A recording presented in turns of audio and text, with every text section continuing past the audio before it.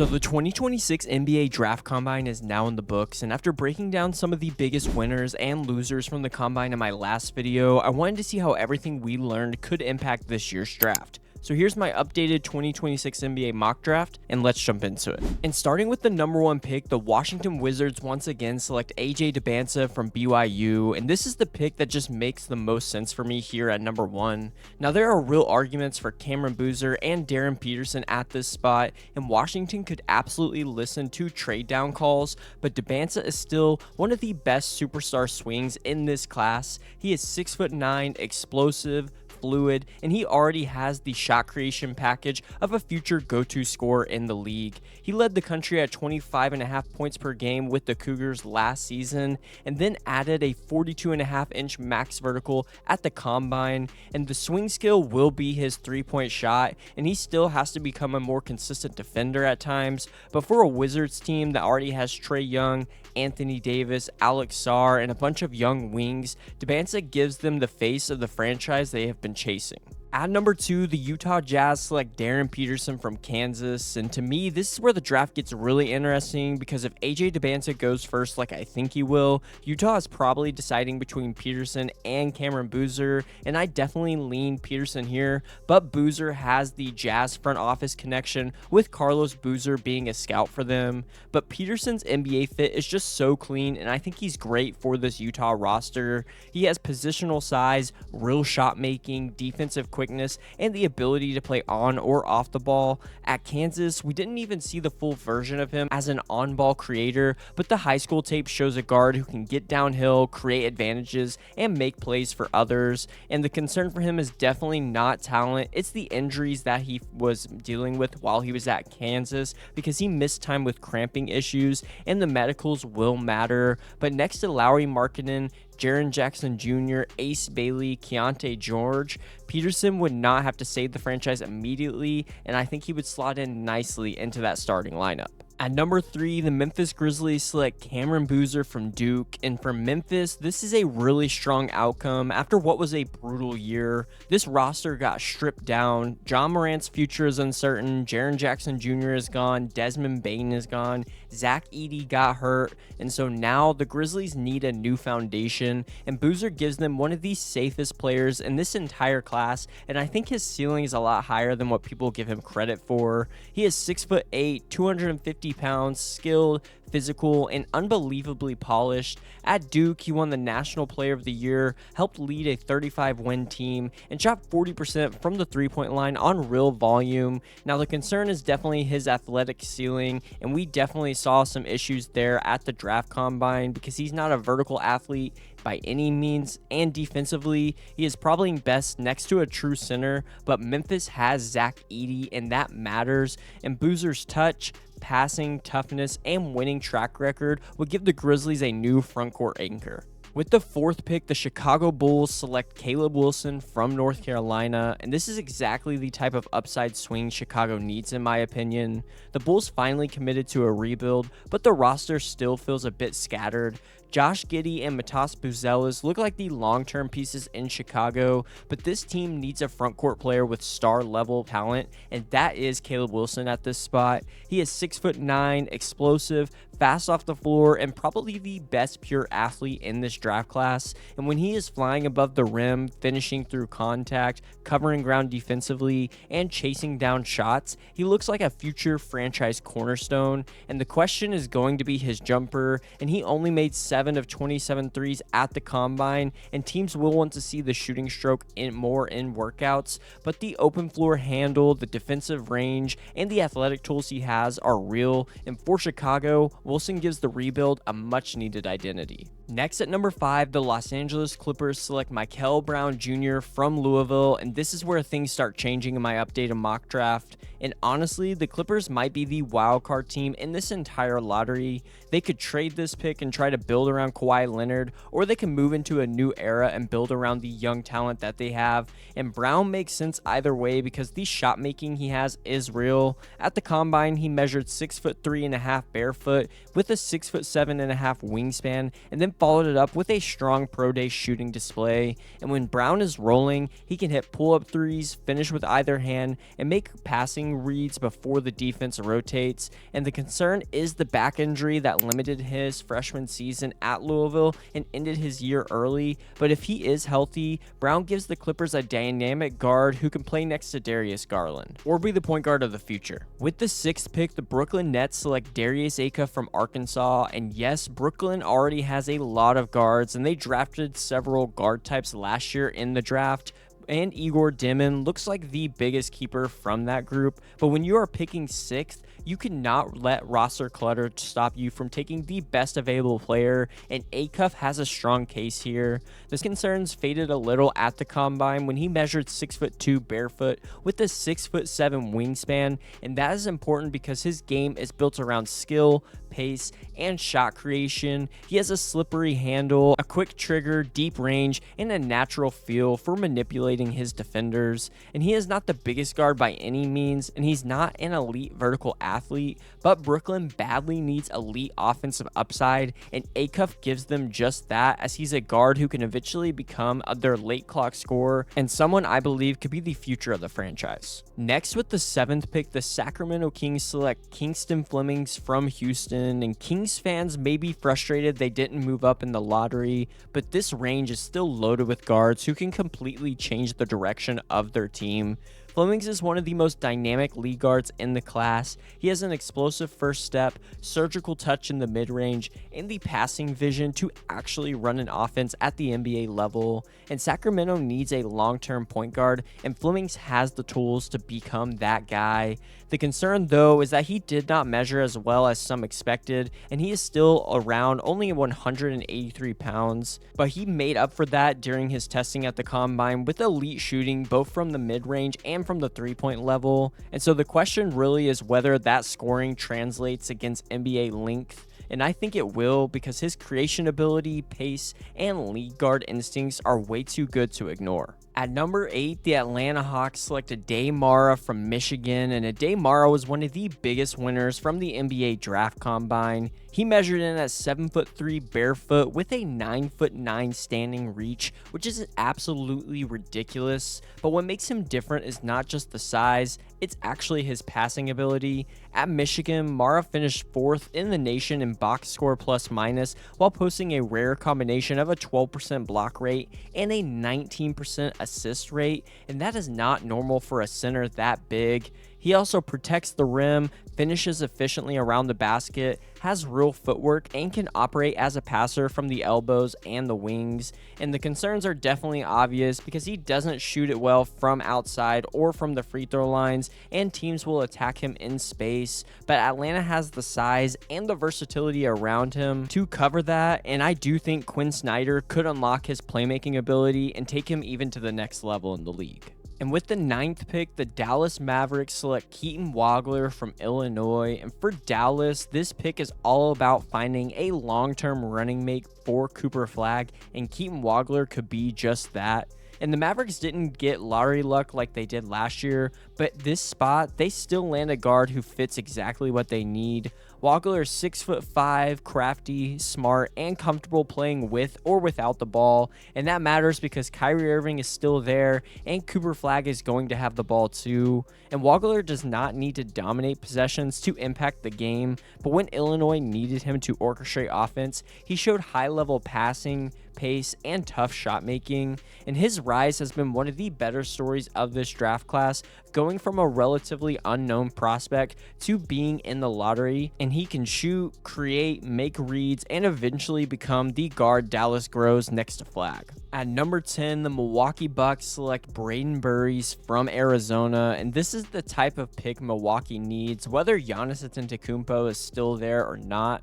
The Bucks need young talent, they need athleticism, and they need players who can fit into different lineups, and Burries checks a lot of those boxes. He measured better than expected at the combine, came in with a strong 215-pound frame, and tested well athletically. And at Arizona, he started slow to his freshman season, but once conference play began, he became a major reason they reached the Final Four. He is physical downhill, can score all 3 levels, rebounds well for a guard, and competes defensively, and the question is how real the shooting is. And his pre-Arizona track record was not as convincing, but while at Arizona, he shot the ball extremely well, and he has a case to be the best two-way guard at the top of this draft. With the 11th pick, the Golden State Warriors select Yaxel Lendeborg from Michigan, and I know this may not be the flashiest pick, but Golden State is in a very specific spot here as they are trying to extend Steph Curry's window, recover from a brutal injury-filled season,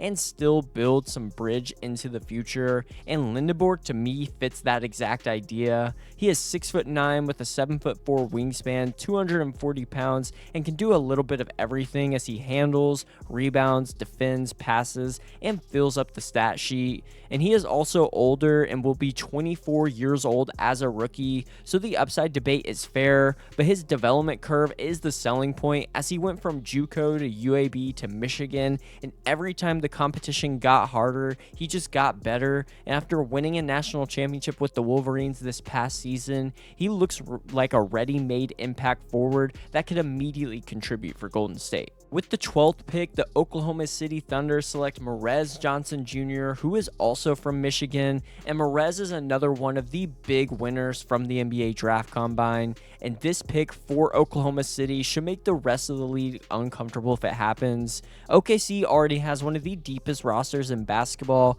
and now they get to add another winning piece. Johnson is 6'9", barefoot, 250 pounds, with a 7'3.5" wingspan, and at the Combine, he also showcased his three-point shooting ability as he hit 17 of 25 in the three-point star drill, as well as posted a 39.5-inch max vertical and had one of the best lane agility times, which is absolutely absurd for a player of his size. Offensively, he is still limited though because he's not a proven shooter at a large scale, and he is not a traditional self-creator, but the finishing, physicality, the defensive versatility, and motor, and the ability to guard multiple positions will all translate to the next level. And on a contender like the Thunder, Johnson does not need touches to make winning plays, but could immediately contribute.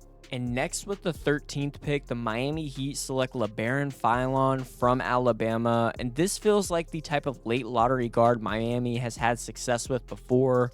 Philon is a little bit of a wild card, but the sophomore breakout with the Crimson Tide was real. He doubled his scoring output, became one of the best guards in all of college basketball, and showed the ability to run offense while still creating his own shot. His floater game is excellent, his handle is deceptive at times, and he has enough craft to keep defenders off balance. The question though is going to be his frame, as he measured in under 180 pounds and he plays below the rim, and the NBA is going to test how well he handles that physicality. But with Bam Adebayo and Tyler Hero already in place, Miami could use another guard who can create advantages, and Philon may not be a sure thing, but his skill level is definitely worth betting on. And at number 14, the Charlotte Hornets select Hannes Steinbach from Washington. And to me, this is just a very logical pick because Charlotte needs help in the front court. And Steinbach came in like one of the best bigs in this draft class, and he measured like an NBA center at 6'10" barefoot with a 7'2" wingspan. But he's not a dominant shot blocker, which is his main question. But on the offensive end, he is too skilled to overthink in this range. He has massive hands, great instincts on the glass, soft touch around the basket, and advanced footwork in the post. He also showed flashes of three-point touch, and if that becomes real, the entire projection for Steinbach changes. And now he is not the perfect modern center because some teams will try to target him in space, but for the right roster, he brings rebounding, interior scoring, toughness, and a real offensive foundation, and I think he could help Charlotte immensely. And next at number 15, the Chicago Bulls select Jaden Quaintance from Kentucky, and this is the ultimate medical swing pick in this NBA draft, as Quaintance's draft range is going to be all over the place because his stock is tied directly to his health. Before the knee injury that he suffered, he looked like one of the most special defensive prospects in this class. As a 17-year-old freshman 2 seasons ago at Arizona State, he was blocking shots and moving his feet, covering a lot of ground, and showing defensive instincts players his size are not supposed to have. And at the Combine, he measured with a 7'5" wingspan, which only reinforced the upside that he has. Now, he didn't do athletic testing, but at his pro day, he threw down explosive dunks without restriction, it seems, and the Bulls already took Caleb Wilson earlier in this mock, so this gives them another long-term frontcourt bet, and if Quaintance gets healthy, the defensive ceiling is massive for him. And with the 16th pick, the Memphis Grizzlies select Cameron Carr from Baylor, and after taking Cameron Boozer at number 3, this is where Memphis can come back and add shooting. Carr had one of the loudest combine moments of anyone in this class as he measured extremely well, but then went out and dropped 30 points in a scrimmage and looked like the best player on the floor. He hit 6 of 12 from 3, including 1 from near the logo, and showed the type of range that immediately catches teams' attention. At Baylor, he led the team in scoring and shot nearly 40% from 3 on high volume. He is 6'5" with a 7'1" wingspan, which gives him real 3-and-D potential. Now, the concern is his strength and frame, because he's only coming in at 184 pounds, and the NBA's physicality will be a major adjustment for him, but his shooting, length, and scoring pop are all first-round tools, and he's one of my biggest movers in this mock draft. And next, with the 17th pick, the Oklahoma City Thunder select Chris Sanac Jr. from Houston. And yes, Oklahoma City gets another first-round pick because of course they do. And with a roster this deep, the Thunder can afford to take a long-term development swing with this one. And Sanac is raw, but the physical tools are obvious. He is big, bouncy, long, athletic, and has real flashes as a floor spacer. At Houston, he was trusted with major minutes as a freshman on a team with national title expectations, and I think that matters. And although his production was uneven throughout the season, as he struggled with foul trouble, did not always score efficiently, and sometimes wanted to play more on the perimeter than his body type suggests he should, the two-way upside that he has is clear, because he can alter shots, finish above the rim, move like a wing, and eventually defend multiple front court spots. And for OKC, that is a perfect developmental bet. At number 18, the Charlotte Hornets select Nate Ament from Tennessee, and for a team with 2 top 20 picks, this is the type of upside swing you can justify. Ament measured even taller than expected at the combine at 6'9.5" barefoot, and players with that size who can handle, shoot off the dribble, and create from different spots do not come around often.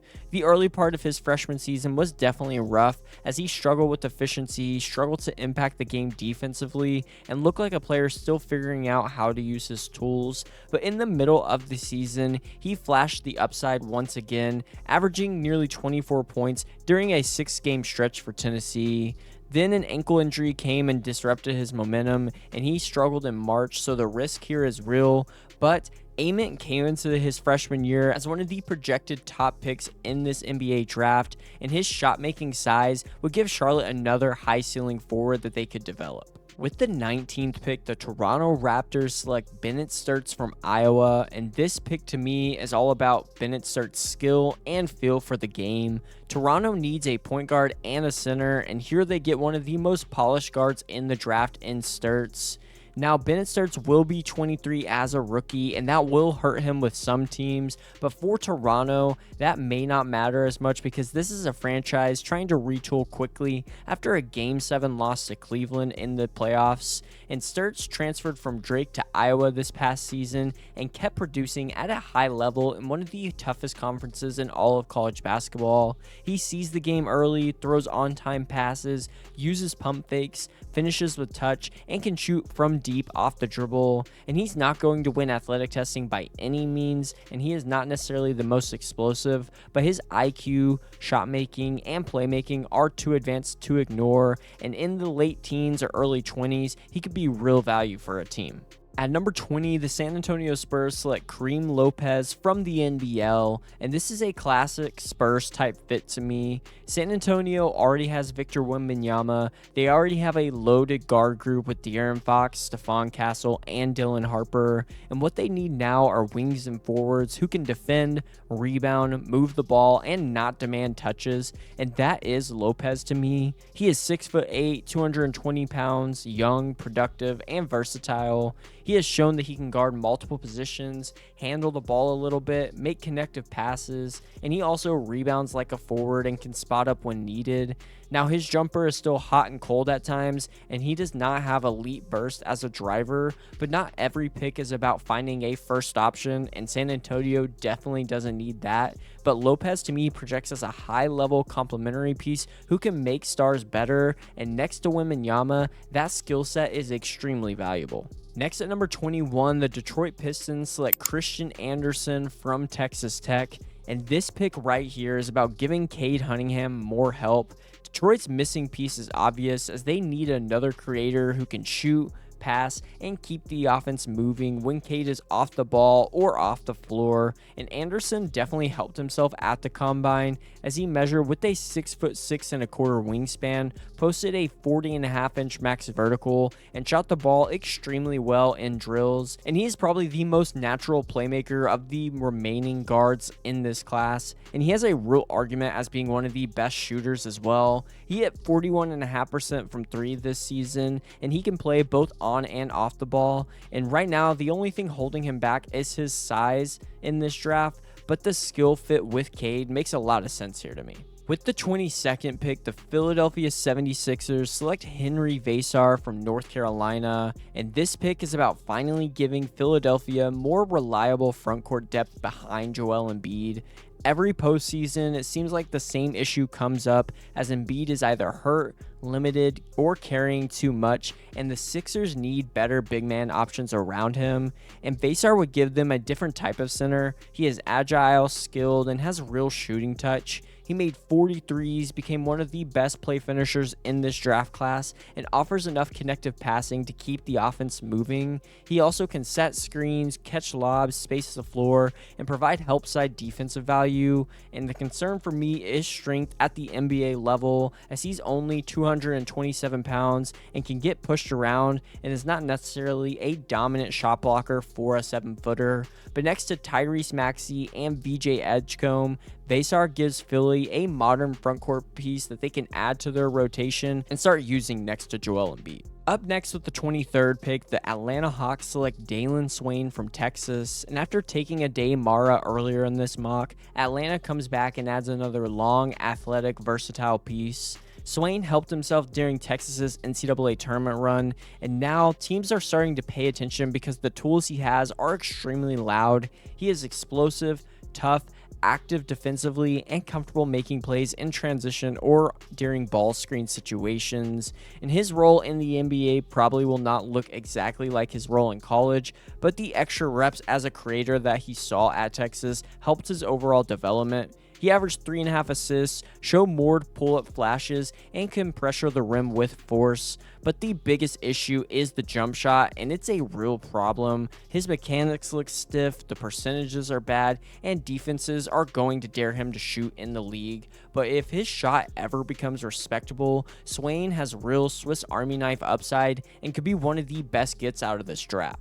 At number 24, the New York Knicks select Luigi Suigo from Mega Basket, and with Mitchell Robinson entering free agency, this is a swing on a massive center with real skill. Suigo measured just under 7'3" barefoot, 290 pounds, and with a 7'5" wingspan and a 9'6" standing reach, and that alone is going to get NBA teams interested in him. But he is not just big, he has good hands, nice passing feel, a good shooting touch, and enough mobility to be more than a traditional paint-bound center. He has talked about wanting to be the Italian Wemby, but the more realistic outcome, in my opinion, is something closer to an Italian Marc Gasol type if everything hits. He is not going to be a primary creator by any means, and he is still a long-term prospect, but as a screener, finisher, passer, rim protector, and potential floor spacer, Suigo is very intriguing late in the first round. At number 25, the Los Angeles Lakers select Allen Graves from Santa Clara,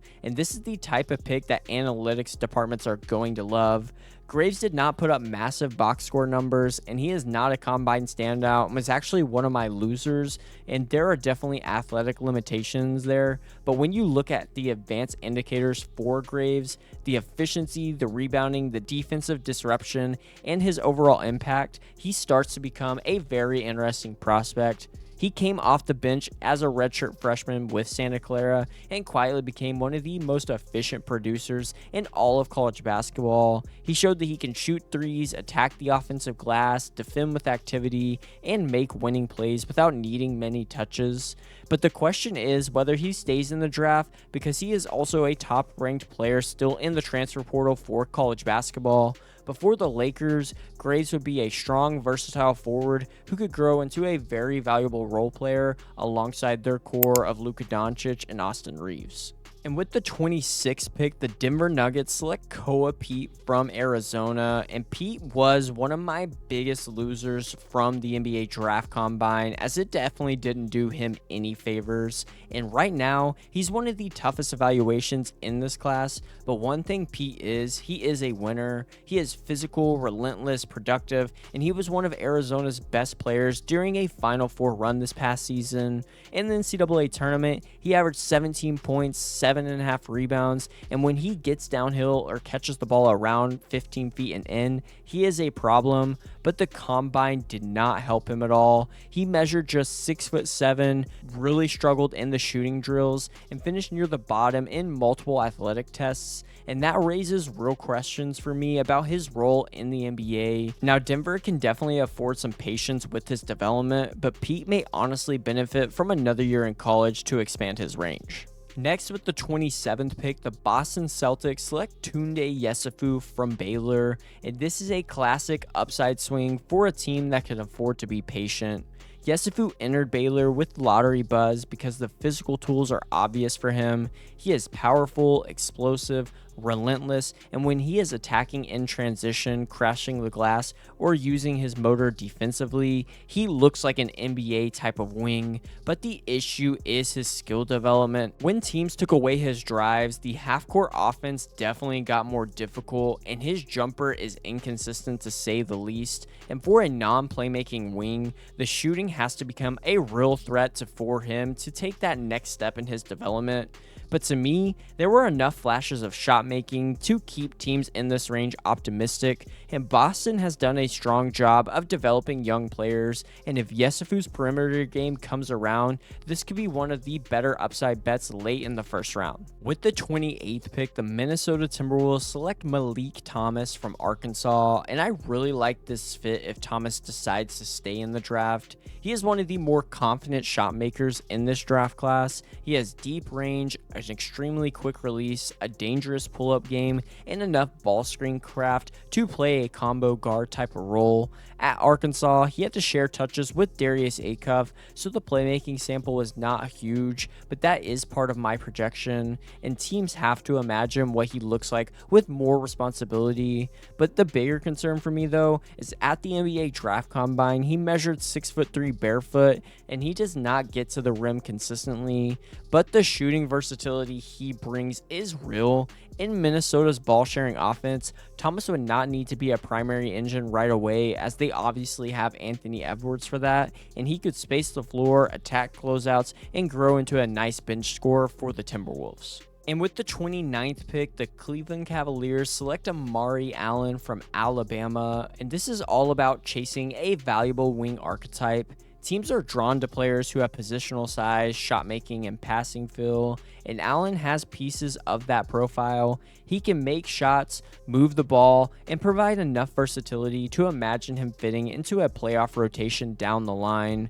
But the issue is that some of the physical selling points that he once had took a hit at the combine. He measured just over 6'5" in socks, which was disappointing for a player who often was listed closer to 6'8" for Alabama. And he also did not scrimmage, and in this type of draft, that can matter if other players around him improve their stock. And Allen's biggest challenge is defining one elite skill. Before Cleveland, his combination of wing tools, feel, and shooting upside makes sense late in the first to me. And with the 30th and final pick of the first round, the Dallas Mavericks select Isaiah Evans from Duke. And after taking Keaton Wagler earlier in this mock, Dallas comes back and adds one of the cleanest shooting fits in the draft. Evans is the type of shooter defenses have to track constantly. You think he is covered, then he flies off a screen, catches it moving away from the rim, and still rises into a balanced three-point attempt. He made 38% from 3 at Duke, measured 6'5.5" with a 6'8 3/4" wingspan at the combine, and has the kind of off-ball movement that works next to stars. And around Cooper Flagg, that matters, and he has familiarity with Flagg as they were teammates there at Duke. Now, Evans is not a high-level self-creator right now, but he has improved attacking in straight lines and has added more above-the-rim finishing in his second season with the Blue Devils. And for Dallas, this pick makes sense because it puts shooting, spacing, and movement around Kyrie Irving and Cooper Flagg, and could end up being a steal this late in the draft.